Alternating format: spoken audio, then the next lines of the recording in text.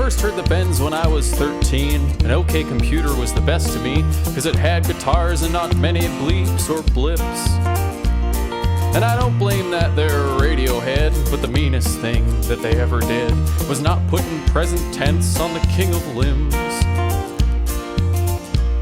Cause when they didn't do that, the fans got mean. It was the best damn song we'd ever seen. So we watched live YouTube versions and did some ripping. And we dreamed of a time when we'd hear it crisp. We wouldn't even mind a few bloops and blips, just as long as the mastered audio didn't have clipping. As the years went on, I started to sweat, cause old Thomas York hadn't released it yet. That spiritual, iridescent ballad, present tense. So I made me a vow to the moon and stars that I'd search the internet message boards until I found me an album version of that GD song. Well, it was Oxford, England in mid-July, and I'd just hit town and my throat was dry. I thought I'd stop and dance to some EDM. In a discotheque on a smelly street, there on the dance floor, who should I meet but that dirty, mangy dog that keeps reworking that song.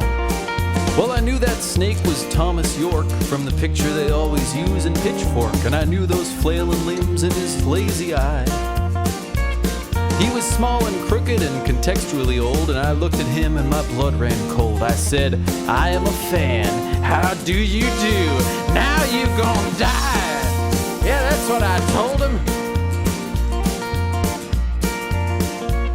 Well, I hit him hard in his one good eye, and he went down, but to my surprise, he'd come up with a guitar and strummed a chord I knew.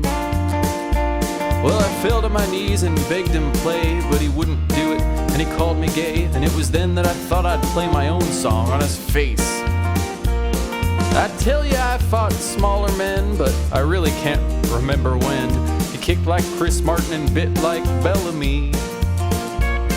I heard him laugh and then I heard him cuss, and Johnny and the band came rolling up, and they were standing there when he gave me his crooked smile. He said, son, we know King of Limbs was lousy, and I wasn't gonna waste the best song I'd ever written on a transitional album, so I held back that song for LP9. I played the song live and I said good luck, knowing full well you'd be disappointed as fuck when you saw the final track list on the King of Limbs. He said, now you just fought one hell of a fight, and I know you hate me and you got the right to kill me now, and I wouldn't blame you if you do. But you ought to thank me before I die for the extremely high quality of LP9, cause I'm the son of a bitch that wrote you present tense. I got all choked up and I threw down my gun. I called him up, bro, and he called me his bud, and we lit up a hand-rolled joint of cannabis marijuana. And I think about him now and then, every time I listen to the King of Limbs. And if I ever put out my own album, well, I think I'm gonna I'll put anything else on it but Morning Mr. Magpie. I still hate that song. Put Lift on